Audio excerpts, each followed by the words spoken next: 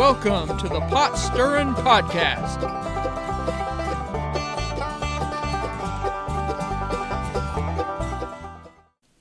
Well, hello and welcome to the Pot Stirrin' Podcast. This is Wyatt here, and this is a follow-up episode, part 2 of success stories. We're going to hear from some more gentlemen about their career stories. So here we go. And now we're going to hear from my friend Jared, who is currently in the Air Force, and he's going to give his story about how he got to where he's at. And so, Jared, go ahead and start us off and tell us about yourself and where you're at and how you got there. Yeah, so I guess I'll just start at the beginning, growing up. So we were homeschooled. So we were basically always working, doing something. Being productive in all sorts of stuff. So grew up on a farm, that was all sorts of stuff, raising chickens, growing a garden, canning, right? And I was always complaining back then, like, Mom, why do I have to do this? And do I have to, peel the peaches and all this stuff? But my parents basically were giving us tools, and just teaching us how to do life, how to be productive, working with Dad, doing all sorts of stuff, fixing cars, right? Like we would fix our own vehicles, put our own brake pads together, all sorts of stuff. We rebuilt a transmission growing up. So those were kind of like, I would say, foundational to like future success, right? Because it was a lot of like hands-on experience, learning how to work with your hands, how to fix stuff. That was a big thing, like fixing stuff, right? Just because something's broken doesn't necessarily mean we have to have somebody else fix it or we have to buy it new. Like our family is all about, hey, let's fix it ourselves. Like, how can we, okay, it fell off, it fell apart, whatever. And then my dad and mother would, go as far as they could to try to fix it themselves. And then only at the very end when like, nope, we're not fixing that. Like, there's no fixing that. We would call somebody else or get somebody else to do it. But, just doing construction and working with Dad, building fences, right? That was, I would say, foundational to just the work ethic, right? And for a lot of that, it was like hard work and I wasn't getting paid for it in the sense of like, I'm not getting paid, per hour.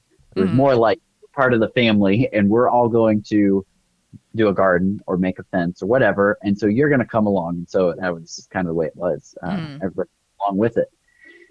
So going from that to actually being paid was kind of like a step up, right? Because you're not getting paid anything. I mean, granted, we're getting food and a home and clothing, and our parents took care of us very well, but not in the financial aspect. So then when we did go, get out of the house and we start making money, it's like, oh wow, this is actually kind of cool. But on top of that, then comes rent and all the other costs associated with life. But but basically, since I've been a child, I've always wanted to fly. That's kind of been my goal. That's always been my dream. I've just loved jets and airplanes and anything associated with airplanes. So it's just kind of been a long route to trying to fly, getting denied here or there and then taking a year off and, well, what am I going to do now? And, just keep trying. But basically it started kind of when I was not quite fully out of the home yet, but kind of on my way out of the home. I started going to a technical school back in West Louisiana, Sewella Technical Community College. So my first year I just was taking general studies, so nothing like too complex or anything. It's basically a light load general studies, trying to figure out, okay, how do I get into this?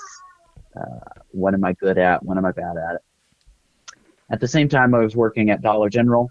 So it was kind of like a part-time gig. It wasn't really full-time. But during that time, I had started working, and within 2 months, I became a key carrier. So that meant, I'm opening and closing the store. I'm in charge of the money, Mm-hmm. right? I'm also in charge of another worker or two, whoever's in the working. Mm-hmm. Basically, my boss said, we don't have anybody else as credible or as like, you know, somebody I can trust to get stuff done. So you're the guy. So that was kind of Mm-hmm. first, here you go, like Right. responsibility for something, important. So that was the first year of schooling. Then I decided, okay, I do want to go to the Air Force. I want to try to fly again. Um, and in order to fly, you have to be a officer. In order to be an officer, you have to have a degree. So I didn't have a degree at the time. So it was like, well, how do I get a degree? And I ended up choosing ROTC. So I And went at this point, how old were you at this point? early 20s, probably 23, I think. Okay, so for about 5 years, you did kind of you were in community college and did kind of just general work, Yeah, working well, at. I had taken the first year of college at 22, I think. Okay. So I had been working and not doing college. Mm, Basically, I graduated and was working, doing odd jobs, still at home, working with dad, doing a bunch of stuff. Um, and then at 22, I started the first year at Sewella. And then the year after, I went to Louisiana Tech. okay. Yep.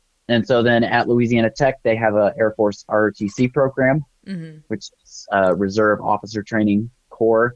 So it's basically one of the ways that people can commission into the United States Air Force. Mm-hmm. So they have the Air Force Academy, they have OTS, Officer Training School, and then they also have ROTC, Reserve Officer Training School. So I So did that. that was one of those things where you decided, hey, I want to go in the Air Force, and what do I need in order to do that? And Yep. you went and you it obviously required a degree to be an officer, Yep. uh, and so you went and got that degree, but and in the meantime, you also got into our ROTC and the OTS and all that kind of stuff to help propel you into the Air Force and start your career in the Air Force. Right. Right. My end goal was to fly. So how do I fly? Mm-hmm. Right. Like, what do I need to do? Well, you got to be in the Air Force. Okay.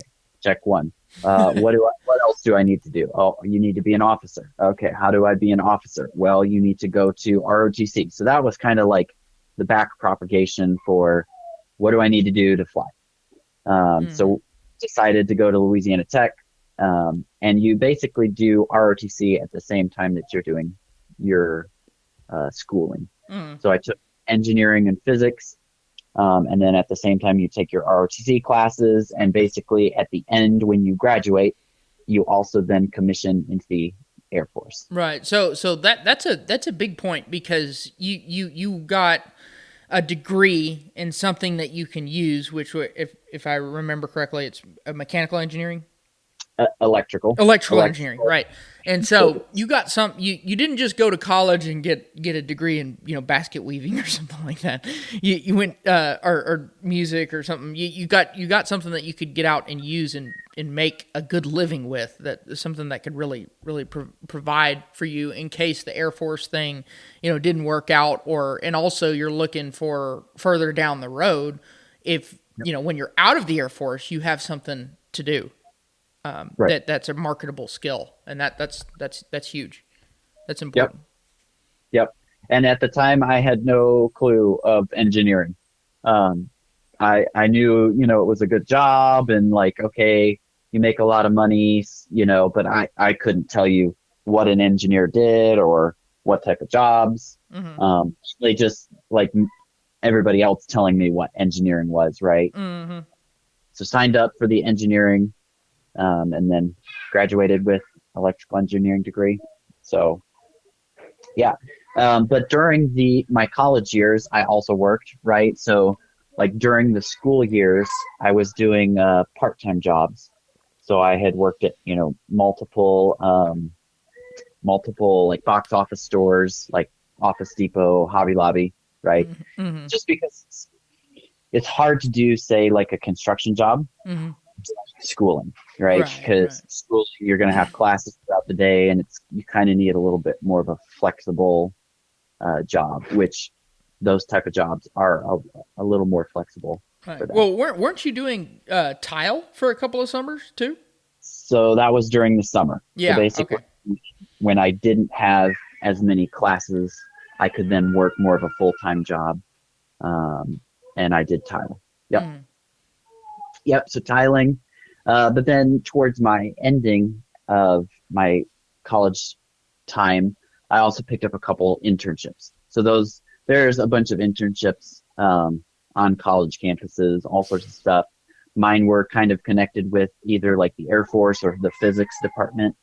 So I got a couple internships through that, which kind of helped. Um, and then eventually I graduated, I commissioned, and then got shipped out. And now we're here at Wright Pat, and I'm a first lieutenant, been in 2.5 years. So things are going really well. Well, good deal. That's great. And I imagine you have three wonderful children, and you have a wife, three kids, obviously, and you own a home, and I presume that you both have you know, suitable vehicles to drive, Yep. and so this career has gotten you to that point where you may have not hit the peak of your career yet, but you are definitely well on your way, and you know, you're not struggling as you know a lot of people are who don't want to help themselves. You made an effort to help yourself and get yourself a career and move up in life, and now you have control, if you will, over your future as to where you go. You have a lot of options because you've done something for yourself to try to propel yourself in that direction. Am I correct? Hmm. Yep. To a point, Yeah, right. if if the world goes, in a handbasket, it could all change really quick. But Right. as now, yes, very, very well set up and on my way towards, slowly making it work. So Right. Right. Well, that's I would, great. So, oh, go ahead. yeah, I would also say just advice, don't be lazy, Mm-hmm. right? Like every single person has to deal with that Mm-hmm. in a different way, right? And Mm-hmm. it creeps up on you, and before you know it, you're just kind of not doing much. It's got to be a day in, day out thing. Waking up, okay, I'm not going to be lazy. I'm going to do something productive, you know. And then another thing I was thinking on as I was thinking, you asked me to do this. Um, don't say I'm not interested in that, right? So I talk to a lot of people, and we get talking about topics and different things, and they say, "Oh, well, I'm not interested in that," or whatever it is, right? Don't say that. Like, keep an open Mm-hmm. mind and keep an interest in everything, right? And you say, okay, well, you might get a job doing garbage in Mm-hmm. the garbage industry. And you're like, man, I'm not interested in that, right? Mm-hmm. Well, hold up, just go check it out at least, see what it is, right? You might find that you actually really like it. It might be actually lucrative too, Mm-hmm. right? Mm-hmm. Right. So don't have an attitude of, I'm not into that. Right. Uh, another another piece of advice I would say is sign up for things that will hold you accountable. Mm-hmm. So the Air Force, you sign up and they say, well, you're going here and here's the requirement and here's the standard, right? So it's kind of like you don't have any option, right? Unless you want to Mm-hmm. fail miserably. But Right. they basically help you to, right? We're having PT at 6 o'clock in the morning, right? Mm-hmm. Be square. Mm-hmm. Uh, you know, Next thing is just have a good attitude, Mm-hmm. right? Whatever you're doing, you got to have a positive attitude. Right. That's everything, right? It doesn't matter what you're doing. Everybody else around you is going to just come into work and be like, good morning. And, oh, I just hate my job and blah, blah, blah. Well, you just have to have a good attitude. If you don't Mm-hmm. like what you're doing, go find something else, Right. but stay positive in it. And last thing I would say is you have to follow God, Mm-hmm. right?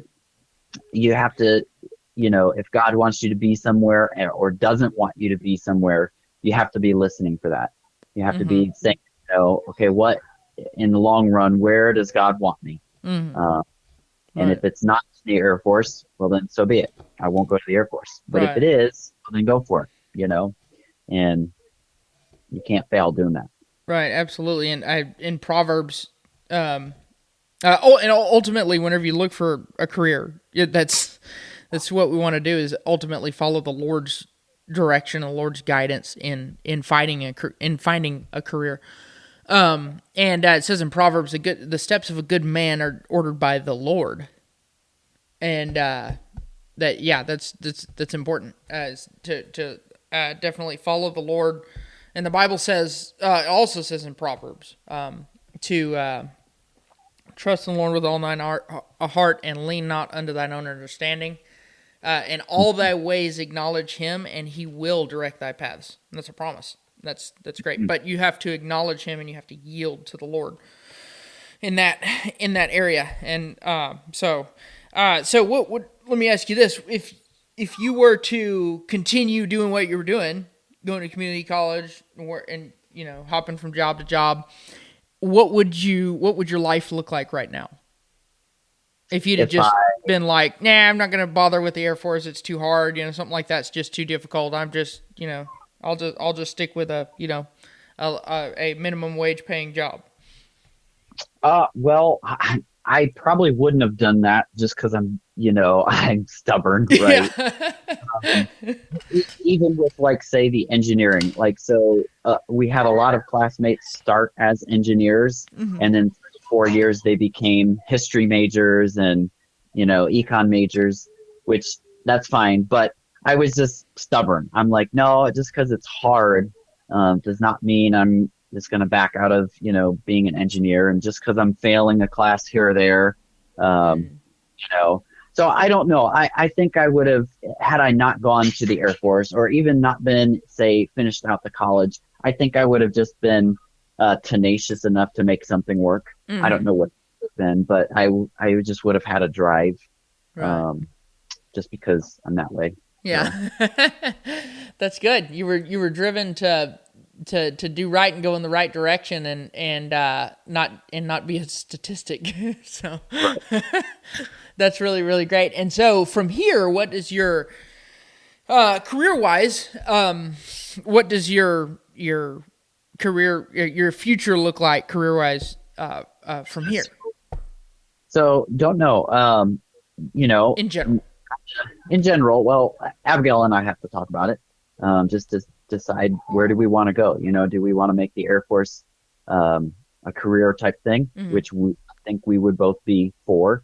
There's a lot of cool stuff to do. There's traveling, right? Hmm. Uh, no better way to go see the world and go places than to be in the Air Force. Hmm. Uh, and at the same time, we've got a family, and I want to spend more time with my kids as they're getting older, and want to have our own business to where we can start teaching our kids some of those same principles that we grew up on. So, I don't know. I mean, it's kind of flipping a coin, right? Hmm. We'll see where we go. We'll see what opportunities pop up. Hmm.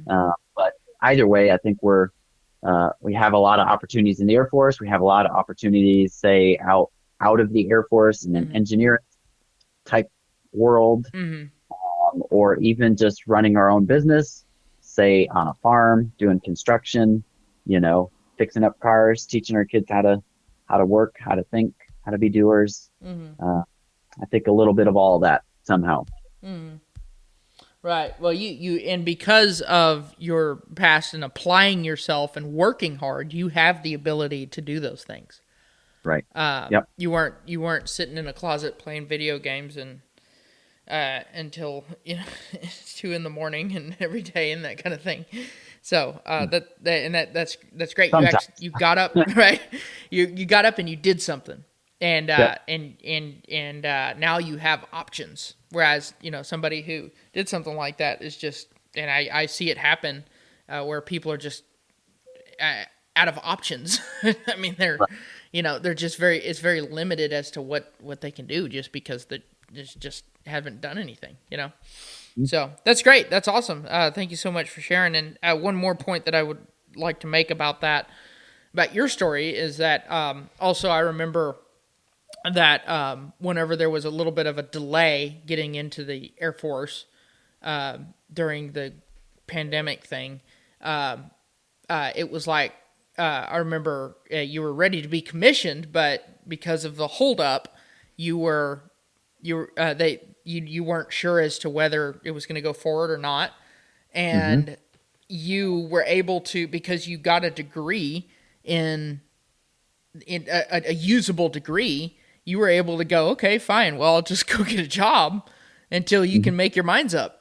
And you did that, and you were making money, and you were providing for your family, and you were fine. And then, you finally got the confirmative call, and you went into the Air Force. But had you, gotten not gotten a degree at all, or maybe gotten a degree in something that wasn't absolutely marketable, it would have been harder for you. You might have really had a really tough spot there. And if the Air Force didn't work out, you would have really been in a tough spot. But because of that, you had prepared for that in that, and you were able to shift over and be flexible, and you had something else you could do, and that's important. Yep. Because not everything is going to work out for you, and just like every other success story we've heard, you didn't start out wanting to be in the Air Force. I mean, like, you went through a lot of jobs and stuff like that to get in, but they were all little stepping stones to get to where you are now. It was the same with me. It was the same with every other one that testimony we've heard. They didn't start out doing what they ended up, in they didn't start out in the career they ended up being in. And just because something doesn't work out for you doesn't mean that it's a waste of time. No, it's all a learning experience. It's like you talking about peeling what was it, peeling peaches. You were taught how to work, and because of that, you're able to do anything you wanted to do, and that's great. That's awesome. Yep. Well, good deal. Well, before we close it up, is there anything else, any other comments that you have? Maybe any special piece of advice other than what you've already given that you might be able to share? Yeah, no, I just say it's good to work. It's exciting. There's fulfillment in it. It keeps you out of trouble, right? You shouldn't look at work as a bad thing. You should look at it as a good thing. What am I going to do next? Where am I going? Going somewhere cool, and go crush it. Right. Absolutely. Amen to that. Well, thank you so much for joining us, Jared. I really appreciate you coming on here and sharing your very good story about your success story of how you got to where you're at, and that's great. And we appreciate you sharing, and hope it is a blessing to those who are listening. Yeah, sounds good. Thanks for having me on. Thanks. Well, now we're going to hear from my friend Isaac, and he is an electrical lineman, and he's going to tell us about his story, how he got to where he's at. So, Isaac, thanks for coming on today, and go ahead and tell us about yourself and your career. Yeah, Wyatt, good to be on with you. So, I'm Isaac Carroll, of course. I am from the little state of Mississippi. Big family, big dreams, all the normal kid life and everything. When I was 15, I got into like a small car wash where I was working, and then after that, I was working at on a diesel mechanic shop / farm, and it was definitely a good learning experience, and a lot of good things to learn there. A lot of groundbreaking things for who I am today.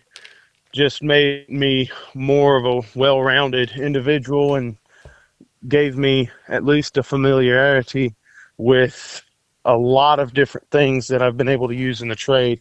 So Lord's really blessed through where I've been. So from there, I went to a small junior college, which my dad works at, and I took their electrical lineman program, which was about it was one semester, so it was a kind of basic training for the field I was seeking to go in. I wanted to do something with my hands outside that made good money, that wasn't just something random, who knows what kind of trade that was, enjoyable, but not paying that much money. I wanted something that, wasn't a come and go type of trade. There's plenty of things that, they'll make good money right now, but they're only going to last for maybe a few years or less. And then all of a sudden you find yourself out of a job and looking for another way. And all you've got is that kind of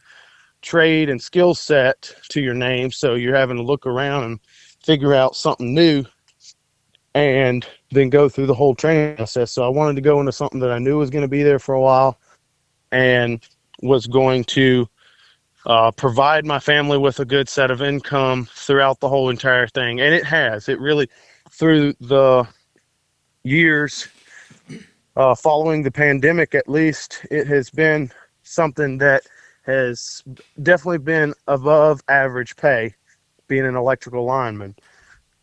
It's hard work. Not everybody can do it. And not everybody's fit to do this kind of work. So at my age, in my mid-20s, I'm looking at all these different people trying to get into the trade now that they've seen that everything else isn't working. And I've realized that one of the best decisions I could have made was going in early in the trade that I wanted to go to. And if I so choose, I want to try something else, at least I had a good skill set developed in my earlier years of the workforce, because it used my physical labor in the time where I was the strongest and had the most what's the word? I guess strength to endure it. And so from that time, I went from being on the ground, entry level, making the base pay, generally speaking, and really and truthfully, the base pay from when I was there actually did not change. It has not changed significantly. Like, I would say it hasn't moved much more than a couple of dollars over the past 6 to 10 years. And that would be because it's above average pay in this place through all the different inflation that's gone by. It hasn't changed that much, but people are steadily joining line work and making careers out of it. I would say from then I went up into the apprenticeship.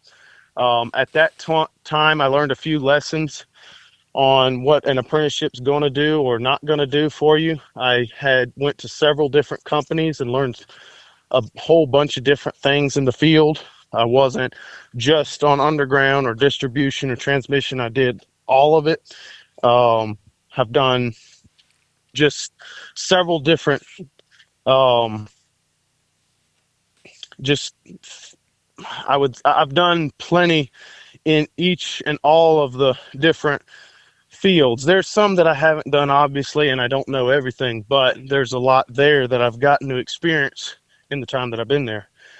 So now I'm actually a lineman now. I've reached the top in a lot of perspectives. There's foreman or on up into a company, but in the area of expertise, I'm now at a higher level of understanding and being able to lead a crew, and all that is in my box of credentials for this line of work. And obviously, every crew is going to be different. Every skill set is going to be different. And there's so much to learn. You're never going to know enough about line work or any trade for that matter. There's always going to be something you don't know. So I'm not saying I know everything. I'm just saying that from my perspective, I have been able to become a capable electrical lineman with respect to where I've done. And that's a huge blessing. And it puts yourself on 2 feet been able to establish a family through it and been able to provide for them a consistent thing. I've been able to stay local for the most part. There's guys that chase money and chase everything that line work can offer. And yes, they probably make way more money than I do. And yes, they probably travel way more than I do, but they don't get to have the same family experience that I get to have being close to home, making the money that I make. And that's a huge blessing from that. So, I mean, all in all, I'd say that my career in and of itself has involved different sacrifices of its own to be where I'm at now. But in the end, I think that the Lord's going to bless because I've tried to put Him first in everything that I do in this line of work. I'm not just working for a crew or a company. Obviously, I'm not here to serve a crew or a company or a foreman or a lineman or anything like that. I'm here to serve the Lord. And if God is leading and, the one directing a crew, that's how I want to serve the Lord, is serving Him through what He's putting before me in a crew. So that's just, the basics of what I've been able to have in my career. And it's been a huge blessing to me. So. Well, and you're exactly right. And there's a verse in Proverbs that says, "Trust in the Lord with all thine heart, lean not unto thine own understanding." And you made a song out of that, which is great. Love that song. It's for anyone interested. It's on YouTube. Isaac's got some good music on YouTube, and that's one of the songs. But acknowledge in all thy ways acknowledge Him, and He shall direct thy paths. And the steps of a good man are ordered by the Lord, the Bible says. And so whenever you honor the Lord with everything, including your career, He'll put you right in a place in a good spot where He wants you to be, and which is beneficial for you and your family. And obviously He has done that for you because you started out, like you said, to serve the Lord. And absolutely, that's great. And also, it's noticeable that you have stuck with that with that career, and that's tremendous. You didn't get sick of line work after, and I'm sure that you've been in it long enough that you probably have been on the brink of quitting more than once, as anybody has in a career. But you stuck with it, and like you said, now you're in a higher ranking position, and eventually you probably will get paid more. Down the road, you'll probably get, as you get even more credentials, you get paid more. You have more opportunity, you have more skill, so more companies can hire you, and that's the kind of the point that I was making in my episode, and you've evidently done that, and you haven't just, like you said, you weren't just in a career. I mean, you didn't stay in one position. You started you tried to go through a bunch of apprenticeships and go to different companies and that kind of thing to learn different things, to master your trade and learn better in your trade, so that you can be more productive for your employer, and therefore just have a better career overall in many aspects, and that's huge. Oh, and that's just yeah. I mean, that's just over how many years have you been a lineman now?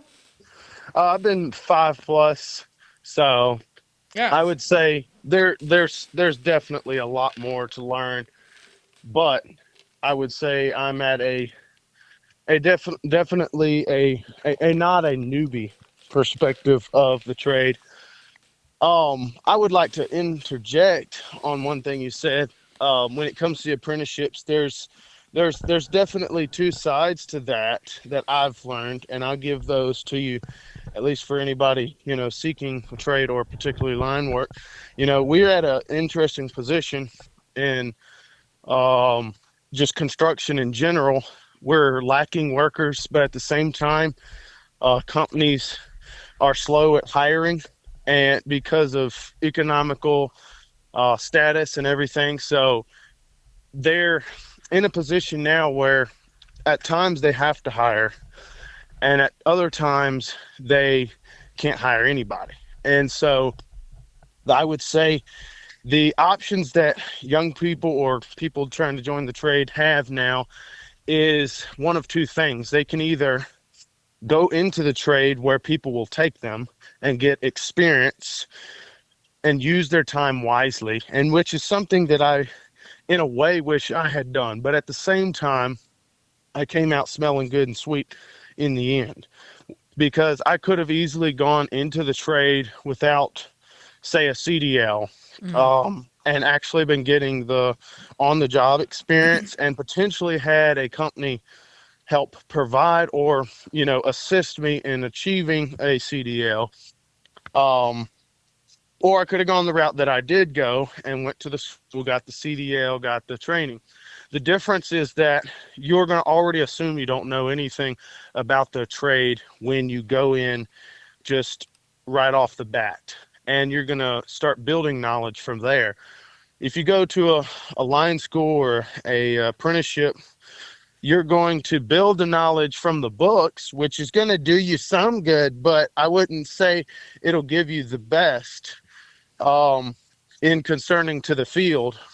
And when it comes to the field, it's going to, you might want to edit this part out. Mm-hmm. I got a motorcycle in the background. I can't hear anything. Okay, I'm sorry. No, that's okay. So that apprenticeship may give you a couple of credentials, but at the same time, it may drain your pocketbook in that it will, you'll use your own money out of cash for the tuition costs and then have to pay for that back when you could have just been started earning money and started achieving the knowledge base and the achievements such as your CDLs or your forklifts or your high rise this, that, or the other journeyman card, just by just going straight into the trade. So there's those two options there, in regards to that and many other line work and other trades as well in that regard.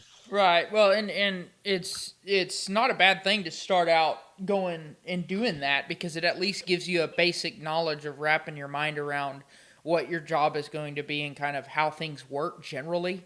I know that trade school was extremely helpful for me in that area, wrapping my mind around how things are supposed to work. And so that's some people could really benefit from that. I mean, there's like in my trade, there's things that I know that guys who have been in the trade, like that are older than me, that have been in the trade longer than I've been alive, sometimes it's stuff that they don't even know. That run across, so Absolutely. you get those things, and I'm sure that you've probably had the same experience with that in some areas, and it's definitely not a bad thing, and it can help kind of jump your career path, I guess. And so with that being said, just one last question. So how is that? Obviously you have a wife and two kids, and you're able to provide for them well, and you've bought your own home and bought and built your own home, your own property, and that's a tremendous blessing. And it sounds like you've done really good in that. And so, with that being said, it seems line work is really providing well. Is that something that's could you see this as being something that could really be a long-term career for you, and something that possibly you could retire from, or at least get enough experience from to move on to something maybe a little bit bigger? Or how's that look? Absolutely. I think line work in general, most guys that go into it, they stay stuck at the bottom a lot of times. Not you the bottom of line work per se, but I think a lot of times people will go into line work, and then, like, I've worked for foremen that have been career foremen, it seems like, from the time they became a foreman, which would have been 5 to 10 years into their career, and they just stayed right there at the construction level of things, and usually it was due to their lack of education in some kind of way. Many a times it's, sixth or eighth grade education, high school dropouts, that spend the Mhm. next 40 years in that position. And I would say that's, a lot of ways, that's an unnecessary position to be, even at that level. I would say, there's always a way. There's never too late to get different education. You're just because you become an adult, there's always more ways to learn.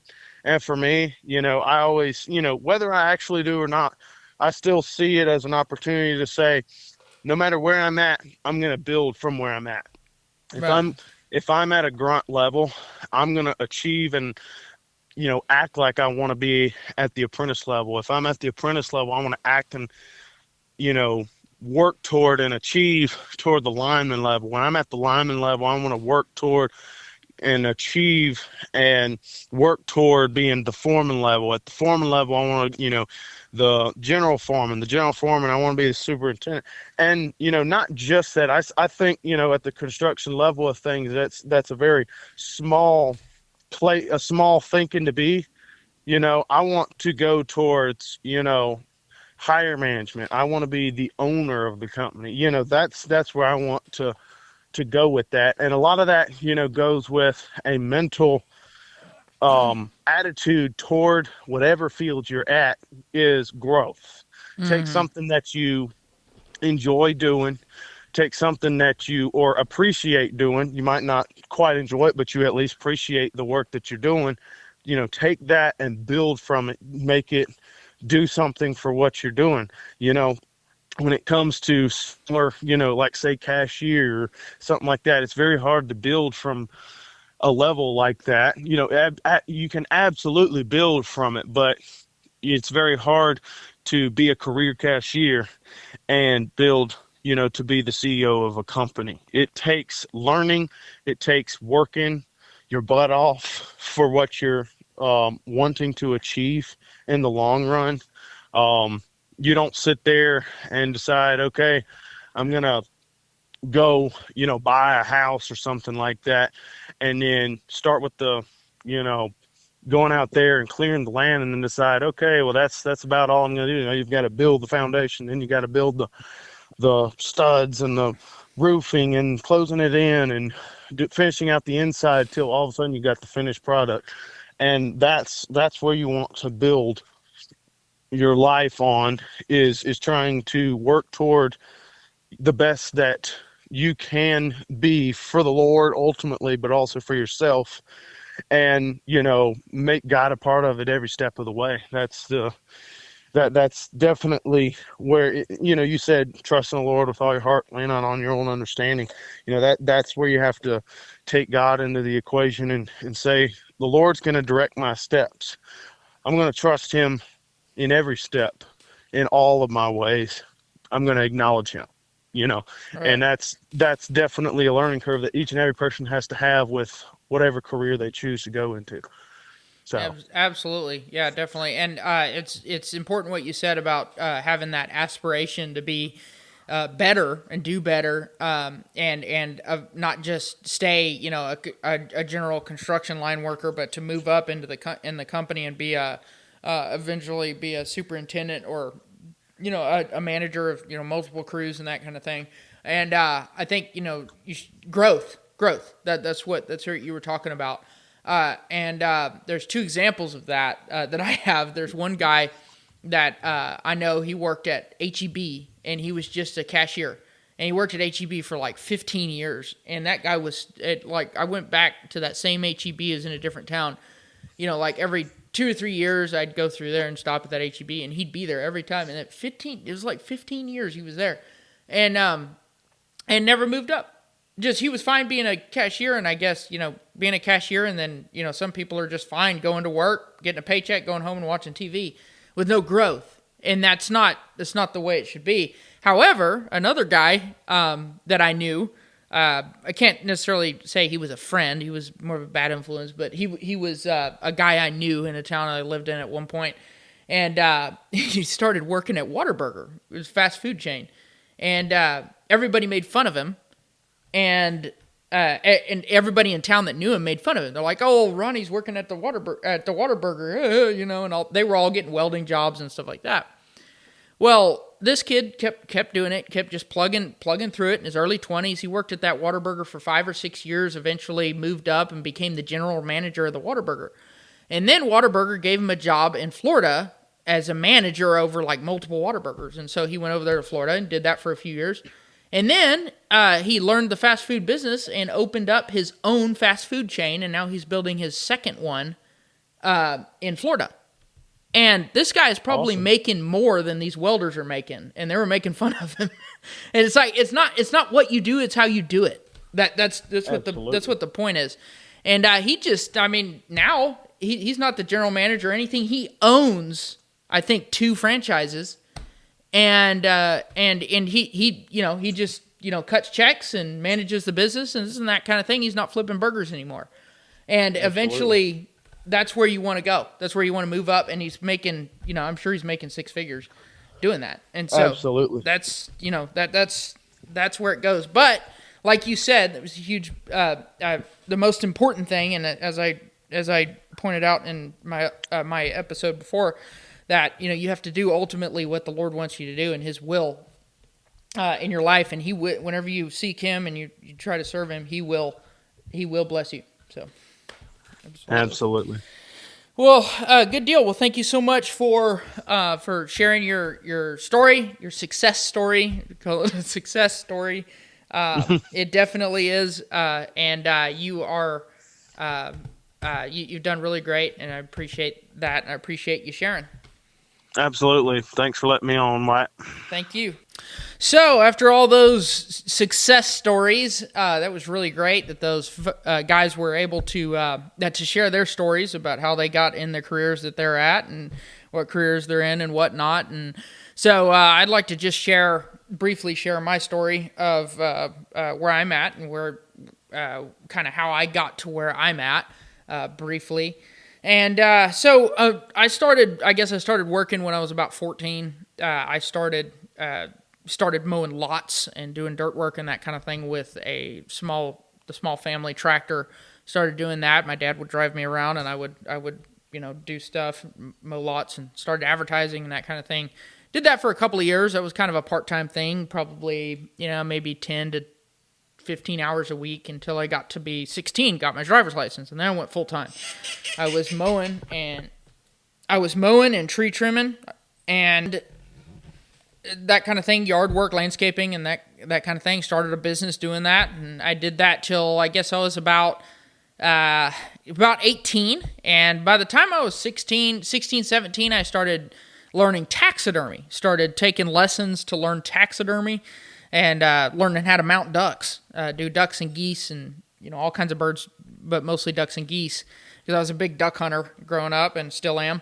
And so I was training in that for a couple of years till I was 18, and then I quit the mowing. I actually gave that business to my brother, and he kept on going with that.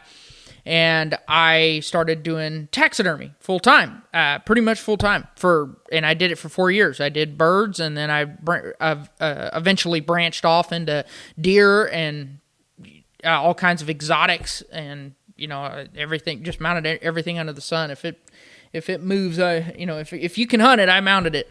And so I did that for 4 years, and towards the end of my 4th year full time doing it, it was getting kind of tough. And there were things happening in my life and that kind of thing to where I kind of felt like I should move away from that trade, and particularly because it was a luxury. It was a luxury item. Somebody can let a duck sit in their freezer for years and not do anything with it. Nobody is forced to take their duck to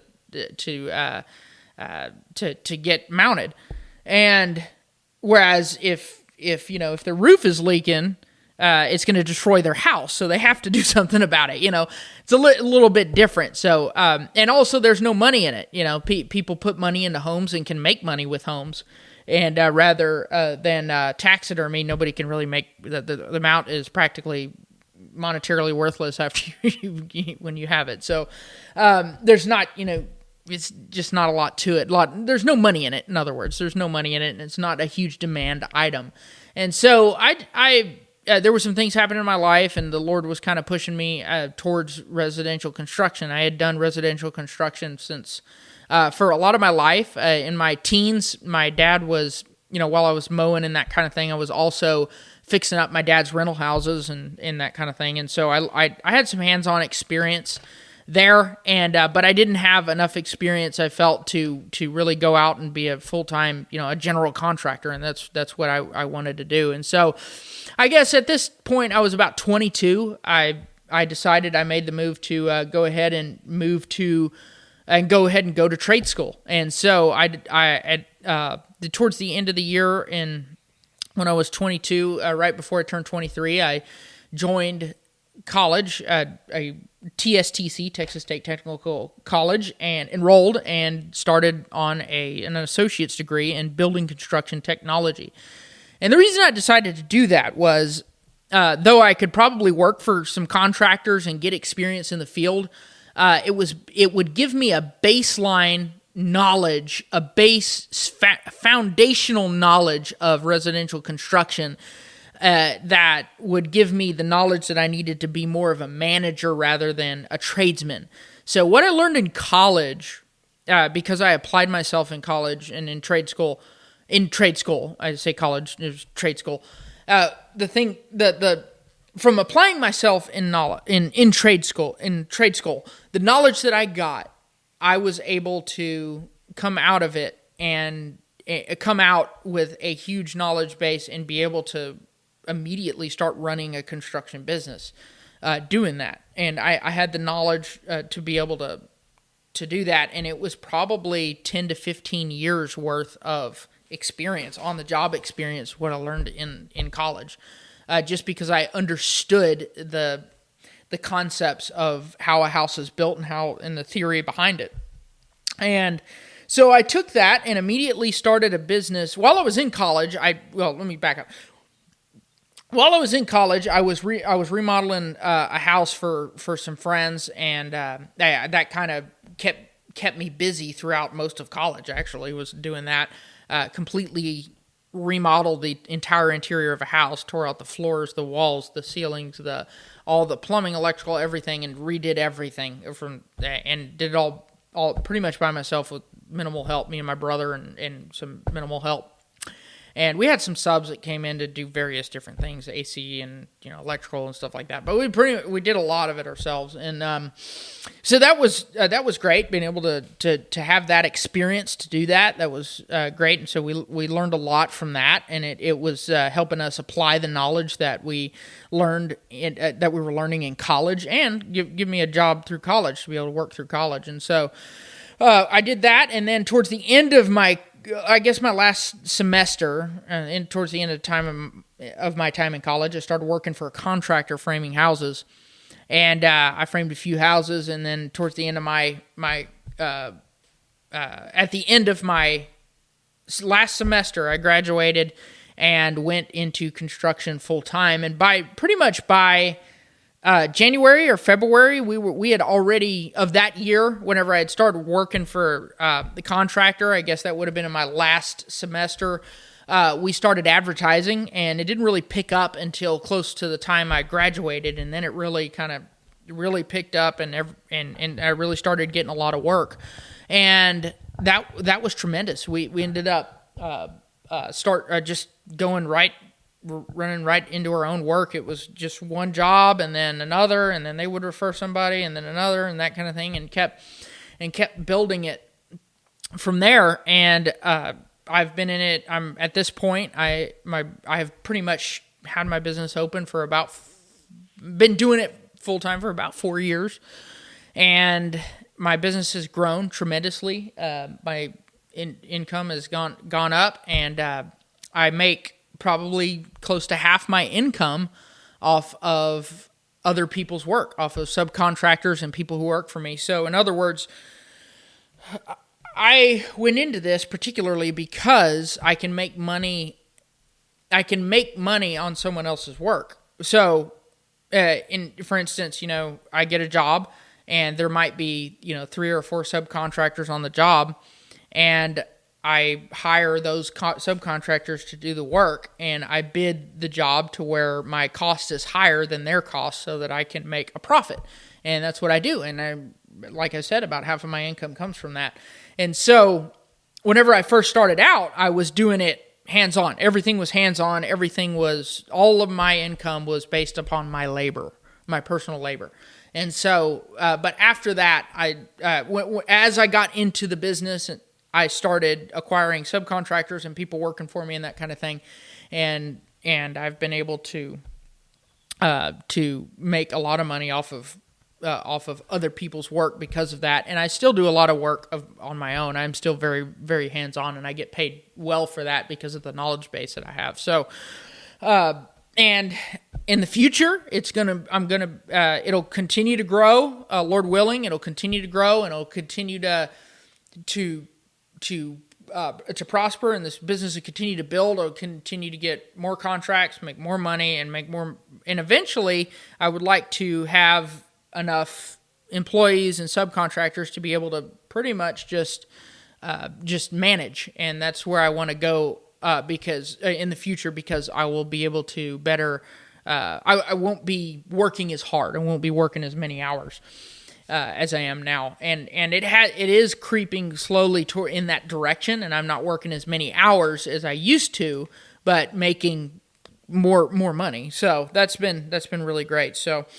That's my story. That's where I'm at. I do residential construction and remodeling. I remodel bathrooms, remodel kitchens. I do flooring. I do all kinds of interior and exterior work, siding, windows, roofing, everything. And I have subs that do all aspects of that as well. And that's where my business has gone, and that's what I've done. And I particularly went into this trade because I knew that it would give me an opportunity to move up, not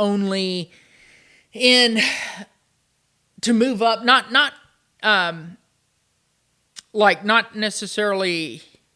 So I've been able to move up in my trade in the sense that I get more knowledge, and I can hire more people to do the work that I have and manage them and make money off of what they do rather than my own labor. And then eventually also there's other aspects to this as well. If I have crews that do that kind of thing, I can use my business to potentially do some real estate flips and rentals and that kind of thing, because I have the connections in order to do that and really make even more money with that as well. And then eventually I start a business like this in the place that I'm in, and I could eventually build this business to a point and then sell it for a good chunk of money as well. And so that's where I'm at, and that's my story. And I would just encourage anyone, most of all, to seek the Lord in their career and finding their career and what they would do and what they should do in that area. And one more thing that I'd like to comment on is that I have mentioned that it's important to do something that you love, and I really like what I do. I can't say that I love what I do, but I like what I do, and it makes me a really good living, a very, very good living. I can provide for my family, and everything, pretty much everything that I own is paid for, and I'm very, very grateful for that. I was able to build my own home, and I'm just very, very grateful to be able to do that. I built it debt-free, so I was able to do that, and that's just a blessing to be able to do that. But if I had my way about it, I would have probably stayed in taxidermy because I loved it. I absolutely loved every minute of it. It was my whole life revolved around hunting and fishing and taxidermy, and I just absolutely loved it. But it wasn't something good for me long term because it was a luxury and it fluctuated and that kind of thing. And so, but it taught me a lot about business, and so it was a very good thing to do.